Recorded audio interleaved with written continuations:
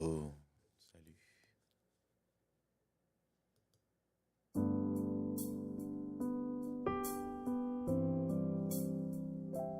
Diso mahita.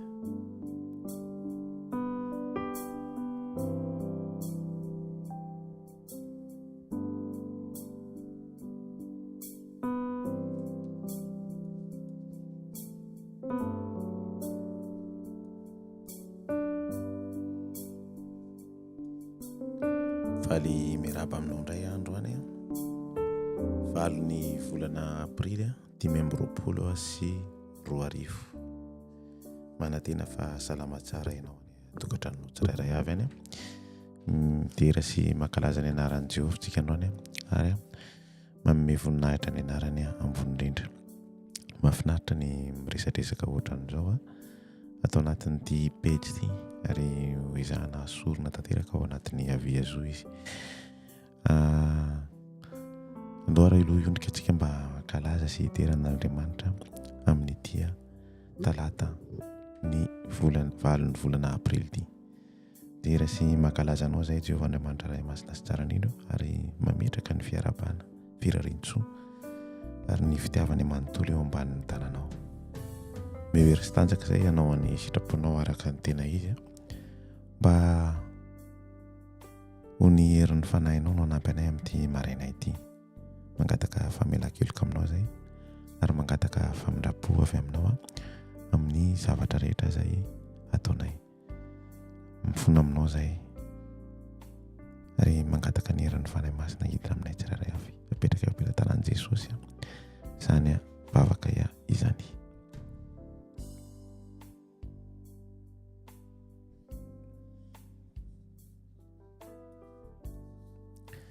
Ao anatin'ny fandarana radio antsika anio dia hoentintsika milamindamina izy androany. Asiantsika fiambinana maraina, asiantsika bavaka kely ny jason satria tara kely androany ary asiantsika tononkalo dia arahana hirahira. Daora aloha tsika hiaraka amin'izany atao hoe fiambinana maraina zany. Tsy haiko izy na mandeha na tsy mandeha fa dia ho alefantsika miadana tompoko.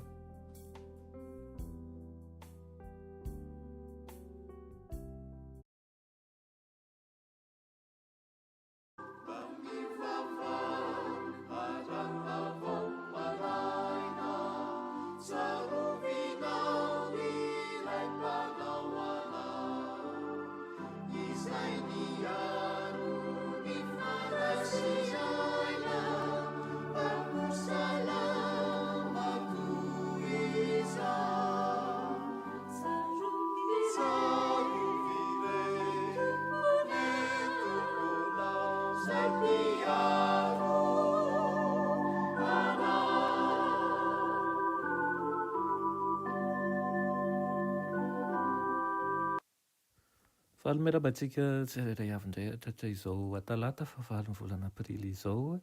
Manona fahasoavan'ny tompo aminao ihany koa izay manaraka tsy tapaka ny fandraisana ny ten'Andriamanitra eto ary mirary antsika ihany koa mba hazoto sy hitombo hery mandraka riva eo amin'ny fikatsahana ny fahamarinana. Aloha hinderantsika ny hamofonenan'io dia hivavaksika. Ny tompon'Andriamanitra tsara indrindra misaotra anao izay fa tombontsoa lehibe no nananay miaraka aminao eto anio. Misaotra anao ihany koa izay manome zavatra ho anay. Irina indrindra ianao ranovany fiainanay tsirairay avy ka hiankasitraka anao izahay ary hitaonandreo namanay izay efa nialan-darana ihany koa mba hanantona anao. Meteza tompo mba hiaino anay, meteza ihany koa mba hananatra anay, meteza mba hankahery anay. Tonona sy angatany aminaran'i Jesosy. Amen. Raha teny mofonenantsika androany dia manao hoe fantaro ny fahamarinana ka hivelomy. Alaina amin'ny Salamo 8:1-1 manao hoe ato am-poko no iraketako ny teninao mba tsy hanotako aminao. Amen. Ianaro ny ten'Andriamanitra izay nataony mazava sy tsotra noho ny fahendreny sy ny fitiavany ary ny fahatsara-pony. Manazava amintsika ny atao hoe mianatra ny teny ny ao amin'ny Joana 4:9. aoka ho fiainanao isan'andro ny fahamarinana ka ho takatrao ny zava-miafin'ny fahamasinana. Mivavaha amin'Andriamanitra, mifandray sa aminy fa taro ny fisainan'Andriamanitra toy ny olona mikajika ny fiainana mandrakizay sy tsy maintsy mahalala ny sitrapony. Azonao atao ny manambara ny fahamarinana arak'izay ahitanao azy amin'ny Kristy. Mila mandray sy manaiky ny teny ianao ary tokony anjary isan'ny tenanao mihitsy ary izany. Izany no hevitry ny hoe mihinana ny nofony sy misotro ny rany. Tokony hivelona amin'ny teny rehetra izay alohan'ny vavan'Andriamanitra ianao, izay nambarana izany. Tsy nambara tamintsika avokoa ny teny rehetra, tsy ho zakantsika mantsy izany fanambarana izany. Fanambaran'Andriamanitra kosa izay rehetra ilaina ho famonjenanao. Tsy azonao takalo hevitr'olombelona noho izany ny teniny. Andramika izaho ary mahazo fahalalan'Andriamanitra amin'ny fitondrana ny ziokan'i Kristy. Manome fahendrena ny malemy fanahy sy ny tsy miavonam-po tokoa manko izy. Manome azy fahaiza manavaka ny marina, manazava ny antony sy ny tanjony ary manasongadina ny vokatry ny fihetsika sasany. Mampianatra ny mpandinika ny soratra masina ny fanahy masina mba hamantatra ny zavatra rehetra amin'ny alalan'ny fitsipiky ny rariny sy ny hitsiny ary fahamarinany. Ataovy mpanolontsainanao ny Baiboly. Hitombo haingana ny fahalalanao ny Baiboly raha arovanao tsy ho tratry ny loton'izao tontolo izao tokoa ny fisainanao. Arakaraka ny andinianao ny Baiboly no ahalaliana ny fahafantaranao an'Andriamanitra ihany koa ary voasoratra ao am-ponao ny fahamarinan'ny teniny ka mila marika izay tsy azon'olombelona fahafahana izany. Mahasoa an'ireo izay mpandinika azy ny tenin'Andriamanitra kanefa tsy izy tenany ihany. Fiainana sy famonjena ho an'izay rehetra mifanerasera aminy ihany koa ny fandinian'izy ireo ny teniny. Ahatsapa ho manana andraikitra masina izy ireo dia ny fampitana ny fahalalana ny raisiny ho hita eo amin'ny fiainany ny hery sy ny fanampiana izay voarainy vokatry ny firaisana amin'ny tenin'Andriamanitra. Ny olona toy izany no azo ny tompo lazaina hoe mpiara-miasa amin'Andriamanitra. Irinana izany mba ho tanteraka aminao tokoa ka tena ho mpiara-miasa amin'Andriamanitra amin'ny fahamarinana isika. Amen. Ianay tsara indrindran-danitra mbola misaotra anao izay ny amin'izany teninao izany. Mpianaro izahay mba toko mandrakariva ny teninao ary hikatsaka izany lalindalina kokoa hatrany. Hitezanao ndrotsaka ny fanahinao masina aminay tsirairay avy eto aoka ny ao fahazavanao tokoa izay. Anaran'i Jesosy. Amen.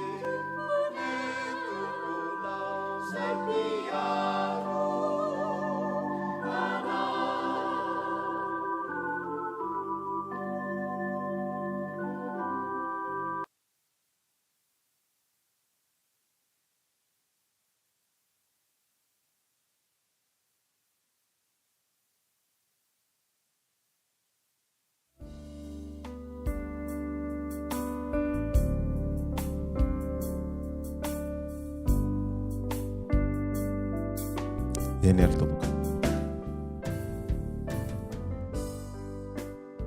Araka niny teny fikasana sy fiambelana maraina iny dia mirary soa anao mirary andro tsara ho anao ankoa ny tenako mba hahafahanao manao zavatra tsara androany. Taty fa miverimberina io foana io fiteny io ary tokony ho arahantsika araka ny tokony ho izy mba hahafahantsika. Mihetsiketsika foana ny caméra ako dia tsy tatiko loatra. Ok.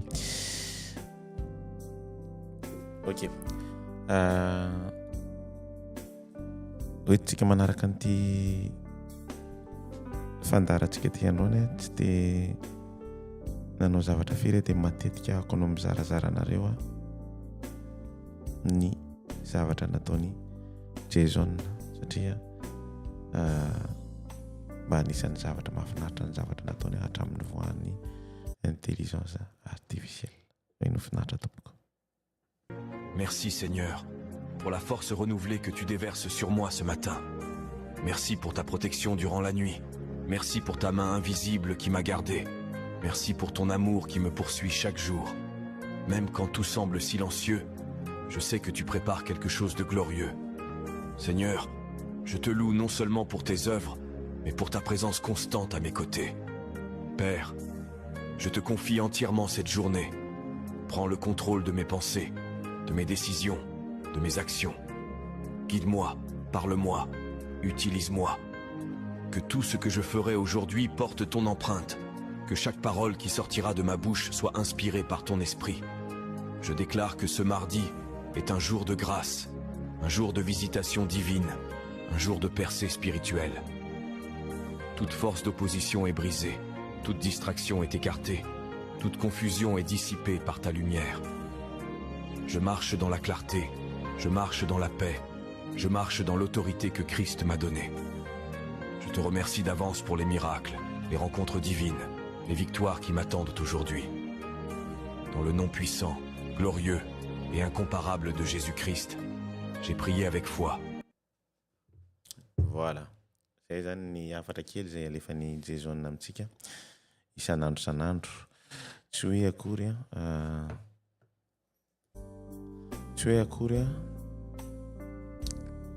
zavatra ny foronina tsy vavaka tao anatin'ny satria vavaka ohatrany hoe amboarina zany le vavaka mba hiovan'le feo sy ny karazany.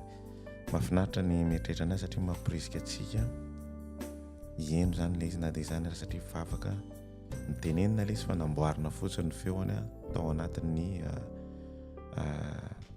naman'ny filazany zavatra ohatrany hoe intelligence artificielle mivoaka amin'izao fotoana zao zany mahatsara anazy sy vaovao zany le izy dia matetika ny jeune makany amin'ireny zavatra ireny mba anaovany mba ahafahany mino andray satria ny jeune no tena hiatirena ny maso amin'ny zavatra ohatran'ireny any amin'ny TikTok sy ny inona koa ny filazany toy moa TikTok sy ny réel, short, ny Instagram sy ny karazan'ireny satria any ny jeune no tena betsaka mandeha.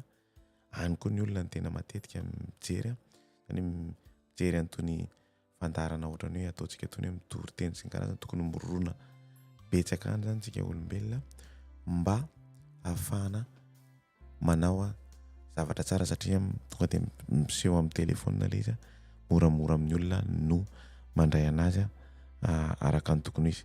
Ataontsika hieno toriteny kely izay iarahana amin'ny Sam Tanora.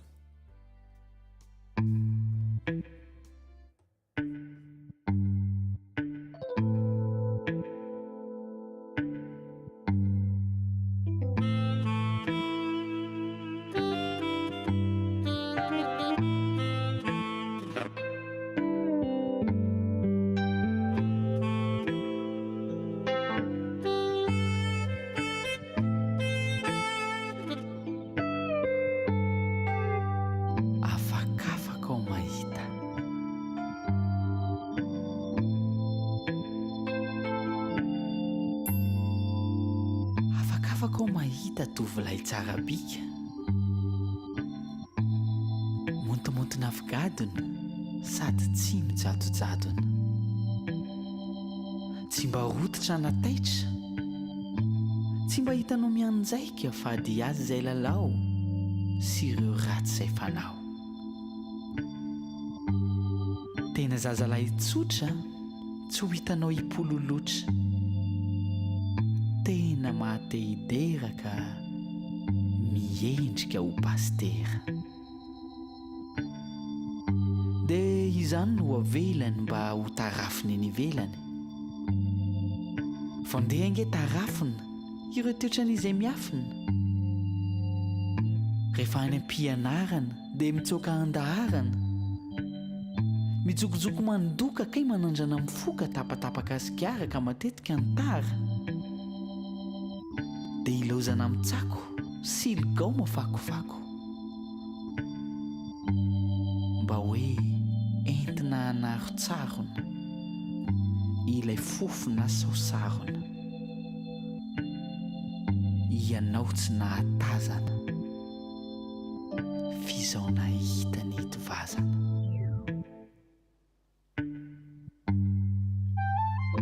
afakafaka ao mahita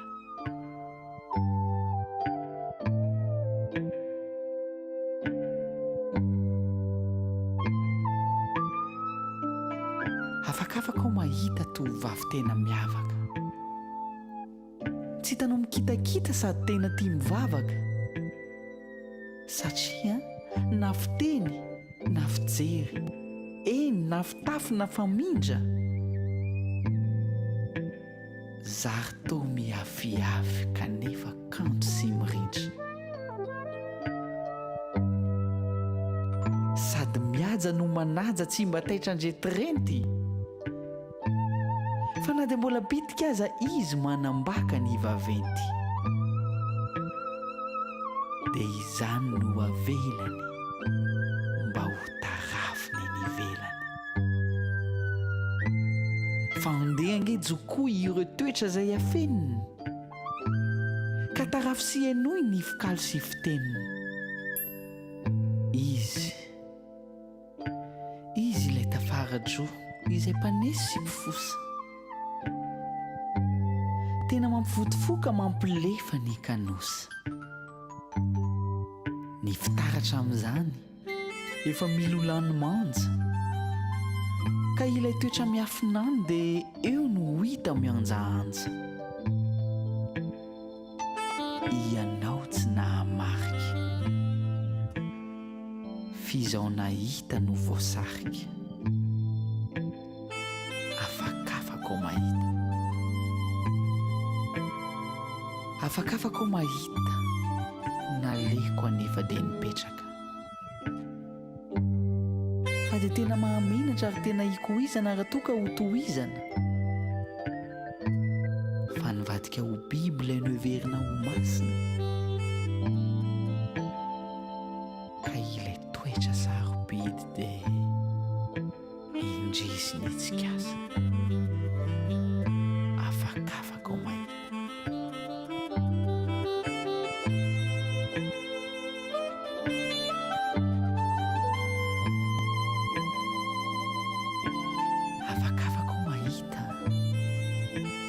zaho kanto tsy mahita fa vazivazy izay voalazako ny an'ny tenako aza tsy hitako ka ny an'ny hafa ve ho tazako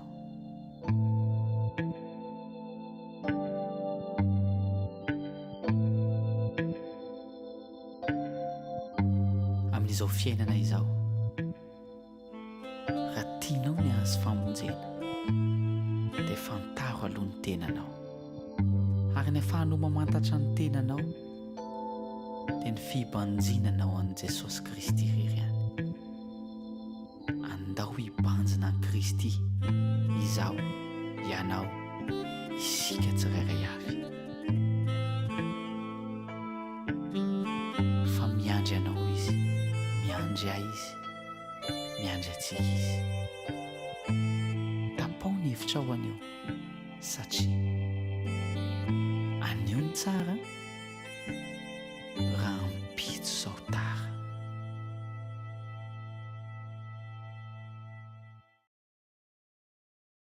mahafinaritra na ny mino an'iny rahalahy iny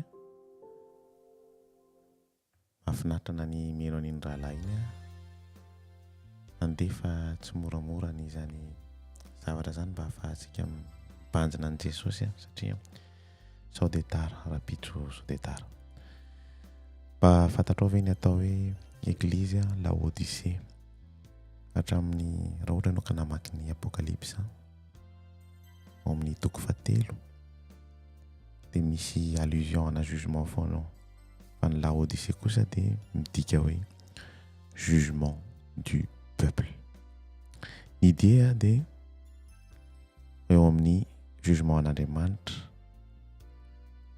afaka ataoko amin'ny teny français angamba izy mba moramora ny ana mialatsy indrindra, et qu'il se produit pour chacun au moment de sa mort avec une destination qui est fonction du verdict rendu pour chacun.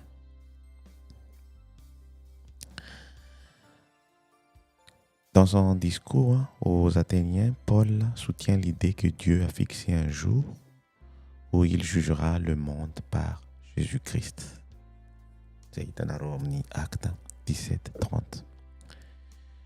Dieu, sans tenir compte des temps d'ignorance, annonce maintenant à tous les hommes en tout lieu qu'il ait à se repentir.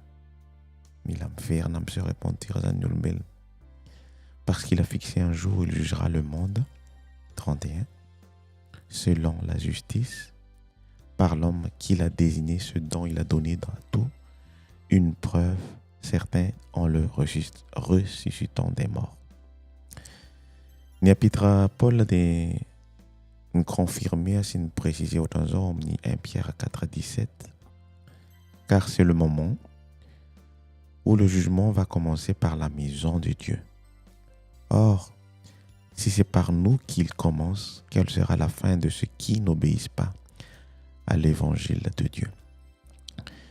Mamerina tianareo omaly satria misy zavatra tiako rectifiena kely omaly satria mbola tsy tena tonga tsara ny amin'ilay tena mamoifoy be na hoe tena feno tanteraka ilay 144 000 nefa ny teny hoe ireo 144 000 reo. Tsy tena zay loatra ny tiako atongavana fa ny tiako atongavana tamin'ilay resako omaly dia hoe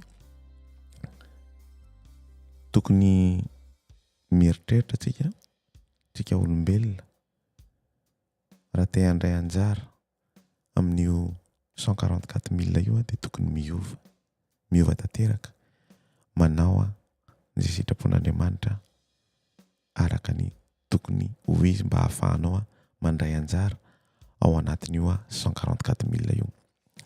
Quelle est donc la Odyssée? Une église moderne, telle que définie plus haut, mais c'est aussi l'église du temps du jugement.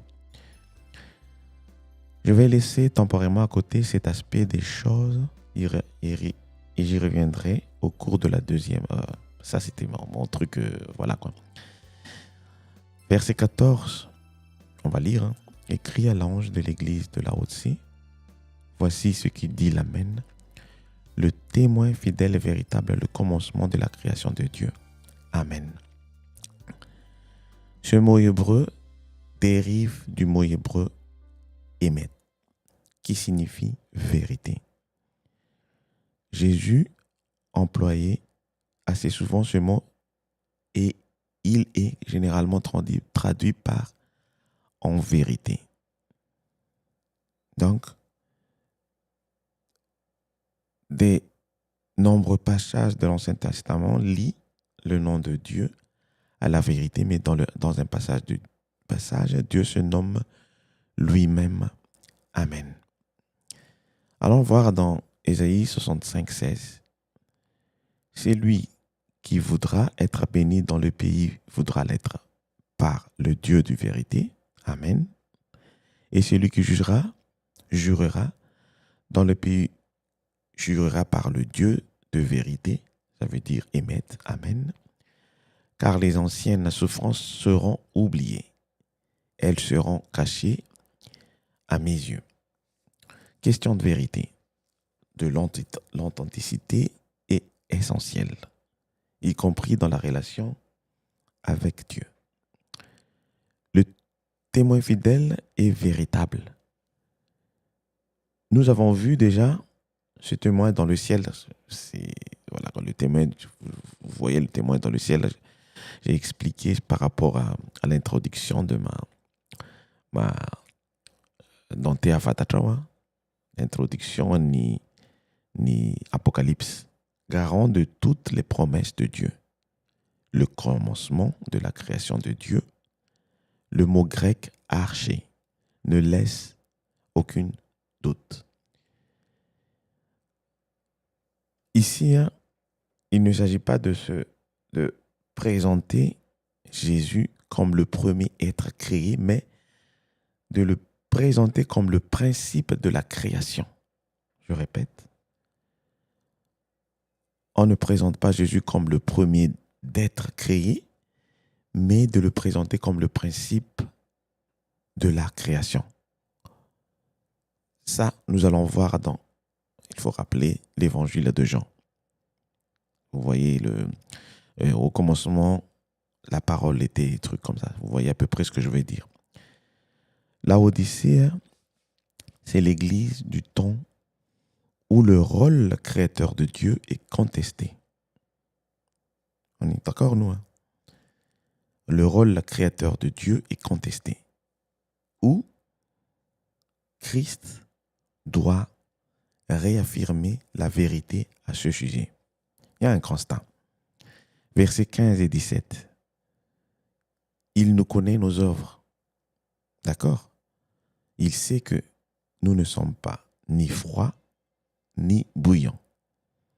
Et il nous demande, puisses-tu être froid ou bouillant?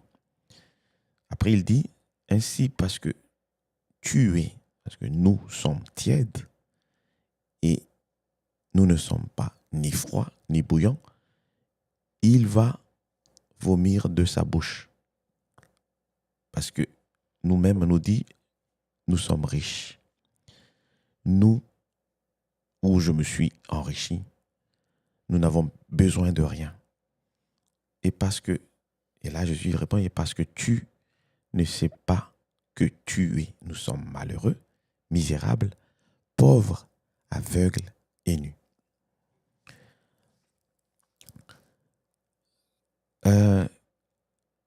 Quand on pense aux martyrs livrés aux bêtes dans les arènes, au temps des Romains, aux martyrs des croisades ou de l'Inquisition, on se dit que l'on est bien douillé dans la tiédeur de notre Église.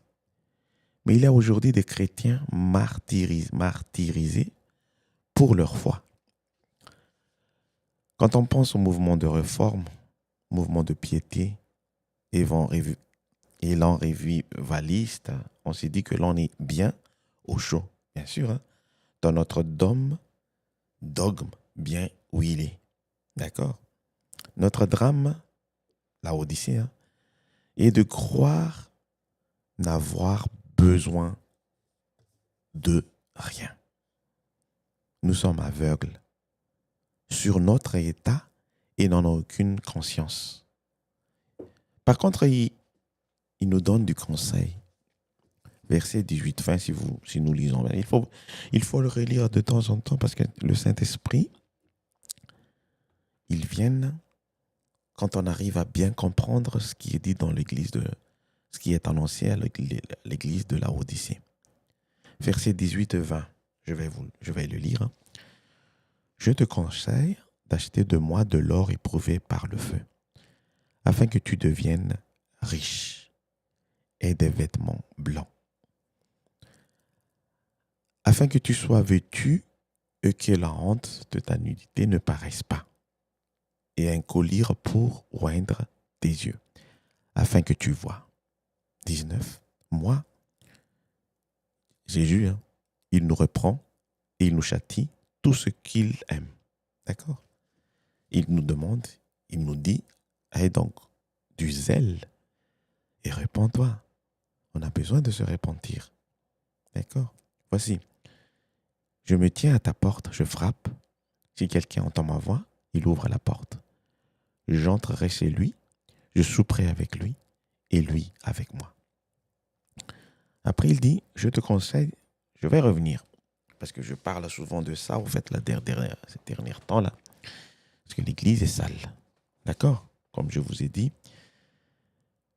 il n'y a pas d'église qui est correcte aux yeux de Dieu sur cette terre. Par contre, nous, la Odyssée, on a la vérité. Dieu nous donne cette opportunité de partager avec les autres, de dire la vérité aux autres. Je reviens. Je te conseille d'acheter de moi de l'or éprouvé par le feu afin que tu deviennes riche. On va revenir à peu près au texte de Pierre. Pierre compare la foi mise à l'épreuve de la persécution à de l'or éprouvé par le feu. Nous allons voir ça dans 1 Pierre 1,7. Afin que l'épreuve de votre foi plus précieuse que l'or périssable, qui, cependant, est éprouvé par le feu, et pour résultat la louange, la gloire et l'honneur, lorsque Jésus-Christ apparaîtra. Et ce n'est pas le cas de la Odyssée. Et il nous demande, d'accord? Le conseil, on va reprendre le verset 19, consiste à accepter comme venant de Jésus lui-même son amour, les épreuves qui nous arrivent comme autant d'occasions que Dieu nous donne de fortifier notre foi, nous rendre meilleurs pour la perspective de son retour. Vêtements blancs, afin que tu sois vêtu et que la honte de ta nudité ne paraisse pas.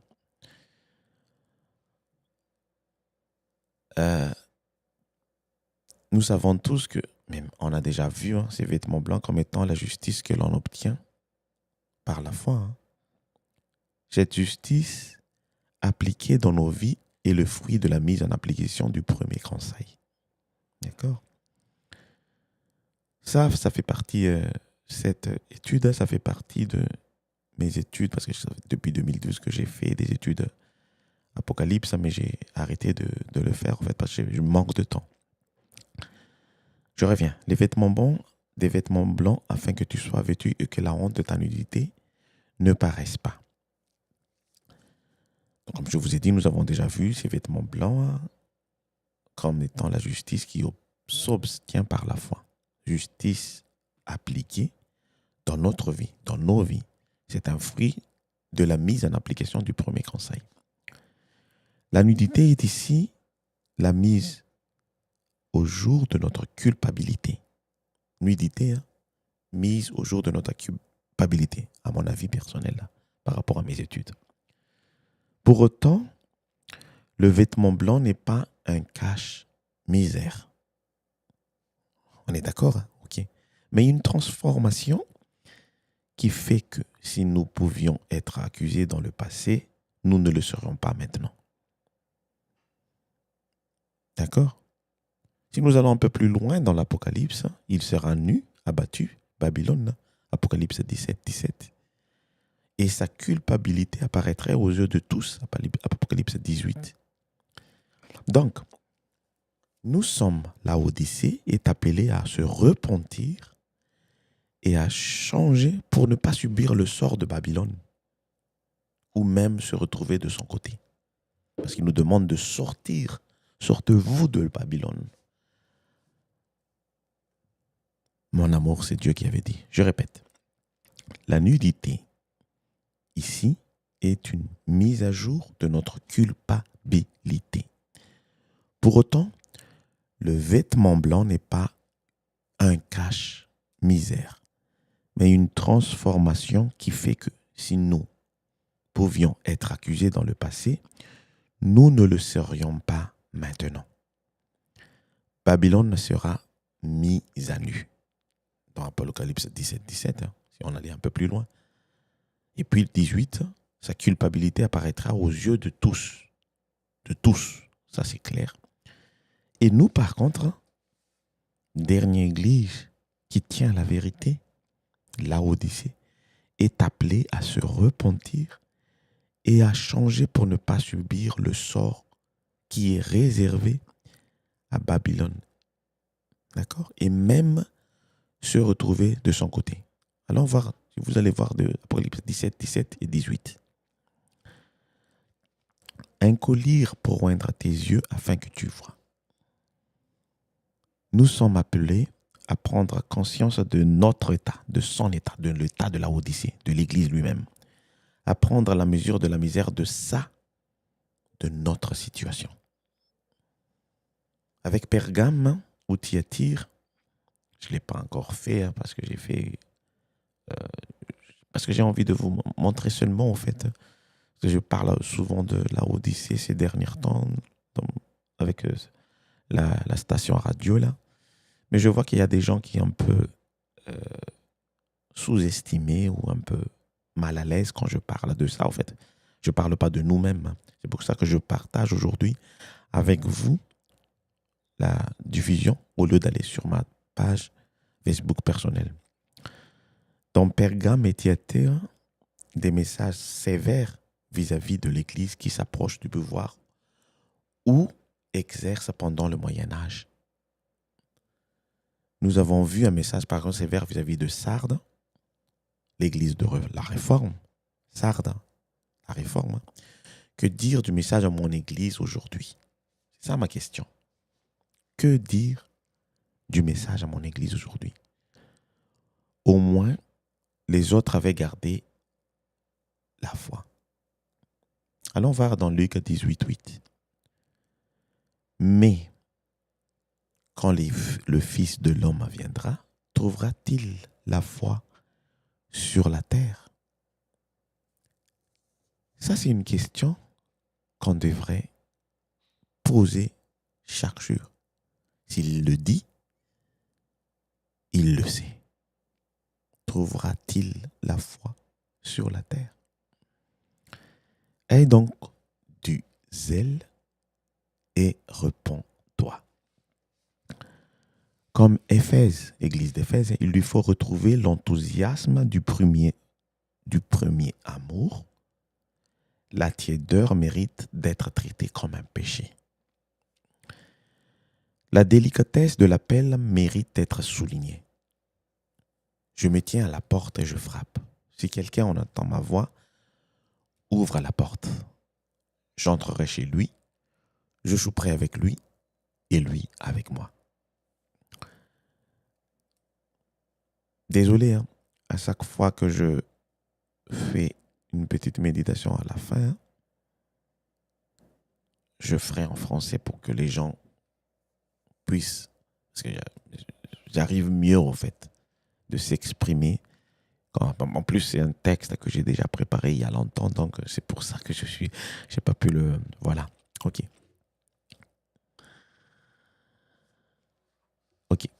La solution pour la Odyssée ne passe pas par une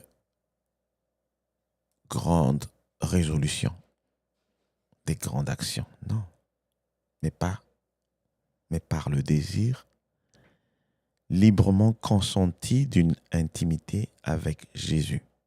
Je répète, notre solution, Église de la Odyssée, le dernier qui a la vérité, d'accord, ne passe pas par de grandes résolutions, vaut mieux dire comme ça, de grandes actions, mais par le désir librement consenti d'une intimité avec notre Sauveur.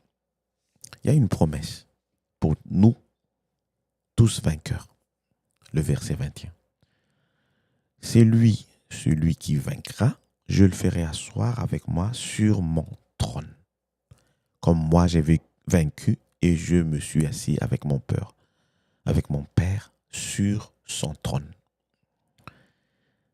Lui-même, en tant que Sauveur, souhaite nous inviter à notre table avant de nous inviter sur son trône. C'est intéressant, hein? Jésus souhaite s'inviter à notre table avant de nous inviter sur son trône et au festin avec Abraham, Isaac et Jacob. Enoch. D'accord? Dans Éphésiens 2, 5, 6, Paul usait de cette image pour les croyants de son temps. Nous qui étions morts par nos offenses, nous a rendus là à la vie avec Christ. C'est par grâce que vous êtes sauvés. On est d'accord, hein? Et le 6, il nous ressuscitait ensemble et nous a fait asseoir ensemble dans le lieu céleste en Jésus-Christ. L'autre aspect de cette mise sur le trône de Dieu est le jugement. Dieu, sur son trône, juge. D'accord? Et il nous appelle à juger avec lui. Je suis combien là? 39, ça va. nous savons tous, hein, parce qu'on va juger les gens. Ok, je vais mettre un peu de musique pour eux. Désolé.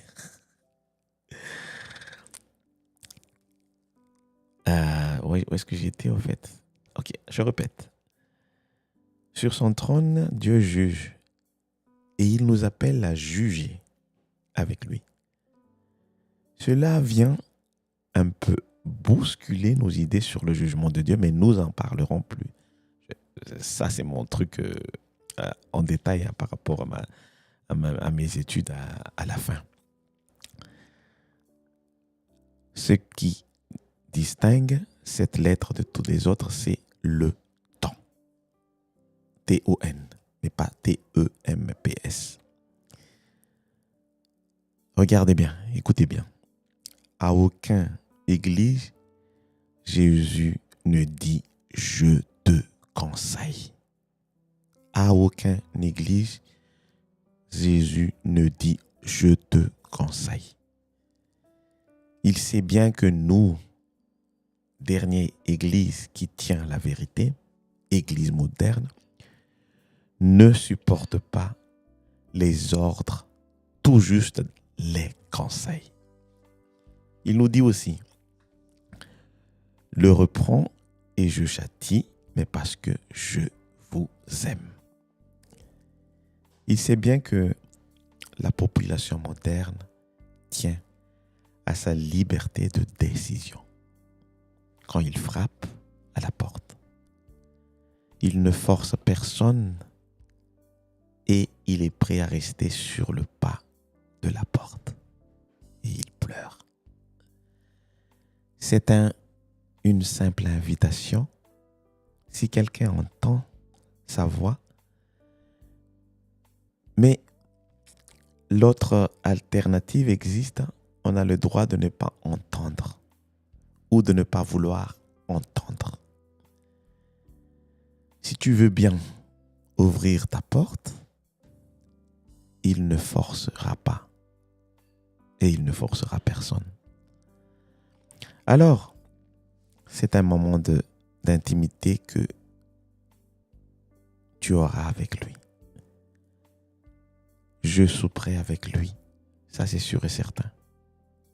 Lui est avec moi et avec toi aussi. Le temps, T-O-N, de cette lettre est unique et tellement adapté à la mentalité moderne qu'il fallait l'inspiration de Jésus-Christ pour savoir comment parler à la dernière génération. TikTok et le reste. Vraiment désolé, on peut encore aller un peu plus loin. Comment ne pas admirer et remercier un sauveur si délicat qui prend tant de précautions pour m'aimer, pour nous amener aussi, si possible, à ouvrir les yeux sur notre état dont, par ailleurs, il ne nous cache ni la gravité, ni les conséquences.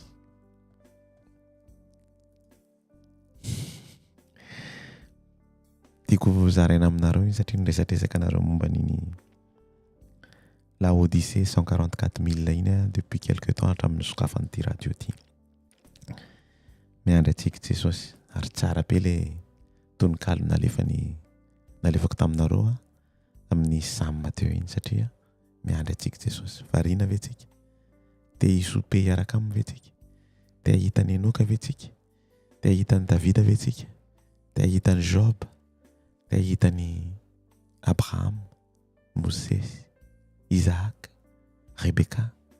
Te mba ahitan'izany Jesosy zany ve tsika? Ary le feo an'Andriamanitra tsy mba henontsika hatramin'izay firy taona zay, efa presque 7000 ans. 7000 ans. Misy fiteny manao hoe sambatra izay tsy nahita nefa mino. Sambatra izay tsy nahita nefa mino. Matahotra ve ianao? Mandondonao am-baravaranao mandrakarivo Jesosy araka ny teneninao antsika Laodicée. Avereno vakina enona ilay zavatra niteneniko anao teo momba ny Laodicée dia fantatrao ny asanao miandry antsika ao vety. Voilà.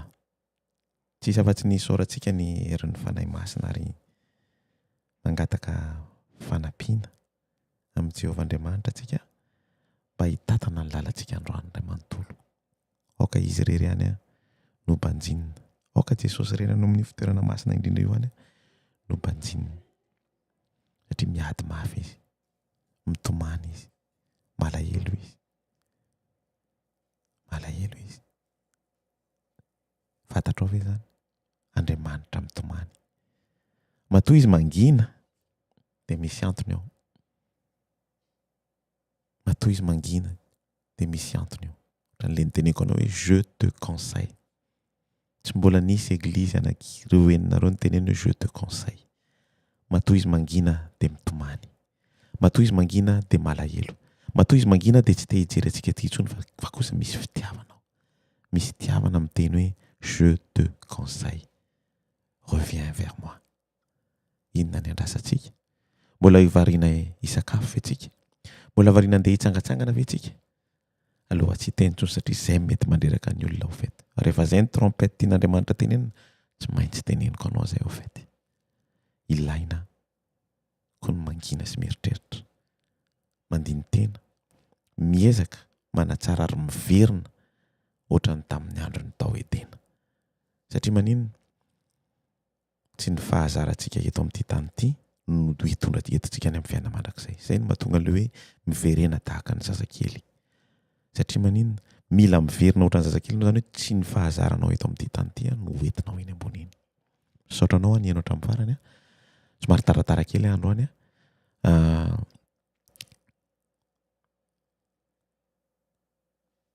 makasitraka sy makately ary manome hery anao mandrakariva. Misaotra tompoko.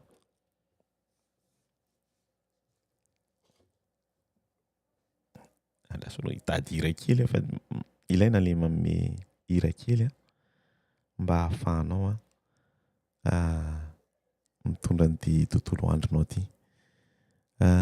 Betsaka ny hira azo zarazaraina fa zany hoe tsy hitako izay omena anareo androany dia izay hitako sy mahafalifaly ny foko aloha no omeko anareo androany mba hahafahantsika mieritreritra. Fa naniko natao tato mihitsy izy. Hop.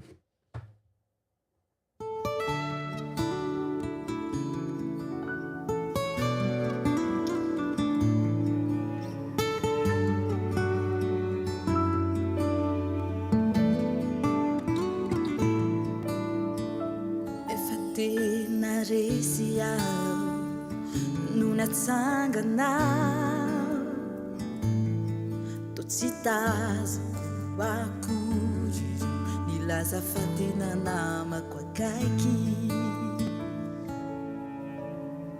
efa lasako babo aho no indronisandrinao nanambitamby aho e zanako anao rasuni tanako fizaombanao ka nanomboka teo ny fiainako manoto dia natolotro anao fona teo rehefa endrika famoizampo manananjara manananao mino sy matoky aho manomboka androany izay toerana isy anao andro manitra manome andolo tsara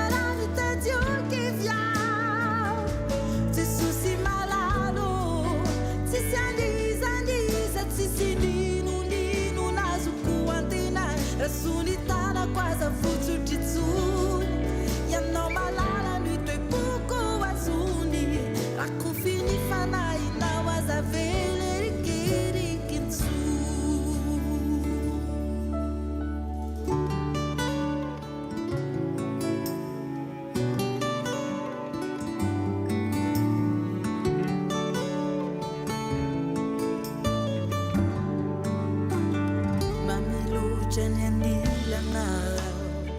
na yuni adi banda zavatra trayainiko zava-misy manjary fahasoavana satria fonankalazana iantsonianaranao no lasako tsy tiako kosandratrambony feno loatra ny fony tsy mpanomponao indray zao latsadranombaso na dia nisy faotako ianao sy nandao hitiavanano na setrinao minosy matoky ao manomboka androany izay toerana isaisy aminao any maritra manome manolo tsara raha mitady okeviao jesosy malalo tsisy anizaniza tsisy ninonino nazoko antena nasonitanako aza votrotritsoy ianao malala ny toepoko azony ako filifanainao aza velerikirikitso efa tena resy ao no natsankanao efa lasako baboa